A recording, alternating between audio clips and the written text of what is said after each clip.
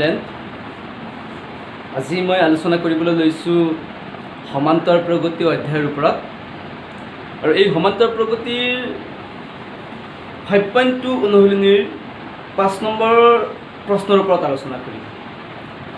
আৰু 5 নম্বৰৰ এই প্ৰশ্নটো আজি 6 বছৰৰ ভিতৰত মেট্ৰিক পৰীক্ষাত দুবাৰ আহিছে। গতিকে আগন্তুক মেট্ৰিক পৰীক্ষাৰ কাৰণে এই প্ৰশ্নটো খুবেই দৰকাৰী।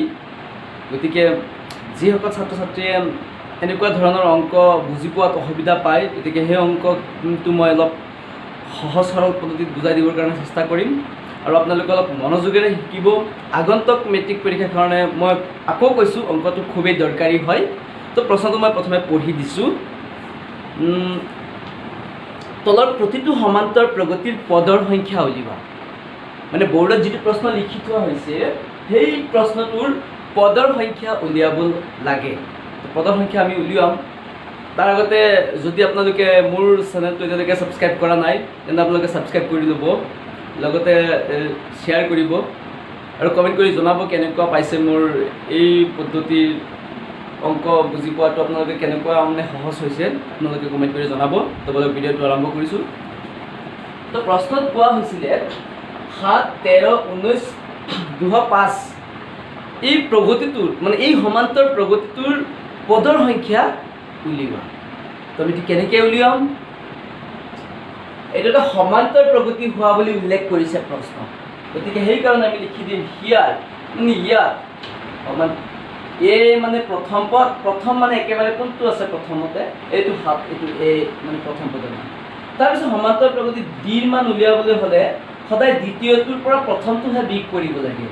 দ্বিতীয় বিয়োগ প্ৰথম, 13ৰ পৰা 6 7 গুচি গ'লে 6। তো আমি এ পাইছোঁ, ডি পাইছোঁ, এনেকৈ গৈ গৈ গৈ অৱশেষত পাইছোঁ। মানে শেষৰ পদ সদায় এলেৰে বুজায়। তো এলৰ মানটো 205। মানে এই প্ৰশ্নটোত পদৰ সংখ্যা উলিয়াবলৈ দিছিলে।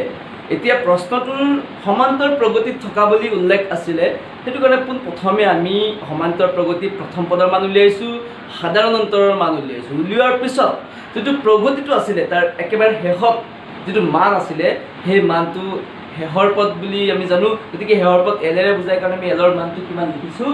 205 লিখিছোঁ। এতিয়া আমি কি কৰিম? এ ডি এল, যিহেতু ইয়াত এল আছে সেইটো কাৰণে আমি এলৰ সূত্ৰটো লগে লগে লিখি দিম। এতেকে L equal to A plus N minus 1 into D. এইটো হৈছে এলৰ সূত্ৰ। ইমপ্লাইজ এইটো এলৰ মানটো 205 ইকুৱেল এৰ মানটো 7 যোগ এনৰ মানটো 9, ইয়াত আছে 1 আৰু এইটো ডিৰ মানটো 6। এতিয়া ইমপ্লাইজ দি আমি লিখিম 205 প্লাছৰ 7 ইফালে আহিলে মাইনাছৰ 7, সিফালে কিমান থাকিব? 6 পূৰণ n মানে 6n প্লাছে মাইনাছে মাইনাছ 6ৰ এক গুণ কিমান? 6। এতিয়া আমি 205ৰ পৰা বা মাইনাছ 6টো যদি ইফালে লৈ আহোঁ প্লাছ 6 হ'ব। তো প্লাছ 6 আৰু মাইনাছৰ 7, মানে মাইনাছৰ 7ৰ পৰা প্লাছৰ 6 বাদ দিলে মাইনাছৰ 1 থাকে। তো মাইনাছৰ 1 যেতিয়া 205ৰ পৰা বাদ দিয়া হ'ব, ইয়াত থাকিব 204 আৰু সিফালে কিমান থাকিব? 6n। মানে ইয়াত এটা শাৰী মই কমাই লৈছোঁ। মই আকৌ কৈছোঁ মাইনাছৰ 6 ইফালে আহিলে প্লাছৰ 6 হ'ব। গতিকে মাইনাছৰ 7ৰ পৰা প্লাছৰ 6 গুচি গ'লে মাইনাছৰ 1 আৰু 205ৰ পৰা মাইনাছৰ 1 গুচি গ'লে 204 আৰু ইফালে কিমান আছিলে? 6n। গতিকে ইয়াৰ পৰা আমি এতিয়া এনৰ মান উলিয়াম। তো n ইকুৱেল টু এনৰ লগত যিটো আছে দুটা সংখ্যাটো ভগ্নাংশৰ তলত, গতিকে আমি লিখি দিম এইটো 6 আৰু এই 204টো থাকিব ওপৰত ভগ্নাংশ চিহ্নত। মানে এইটো হৰ, এইটো লব, এইটো ক'ত গৈছে? লহৰত গৈছে। তো এতিয়া আমি কাটি দিম। 6ৰে কাটিলে 20ত 3 বাৰ, 6ৰ 3 গুণ 18, বাকী আছে 2 মনে মনে ইয়াত পাবলে 24, 24ত 6 কিমান বাৰ? 4 বাৰ, 6 4 গুণে 24। গতিকে আমি এনৰ মানটো কিমান পাইছোঁ? 34। প্ৰশ্নত কৈছিলে পদৰ সংখ্যা উলিওৱা।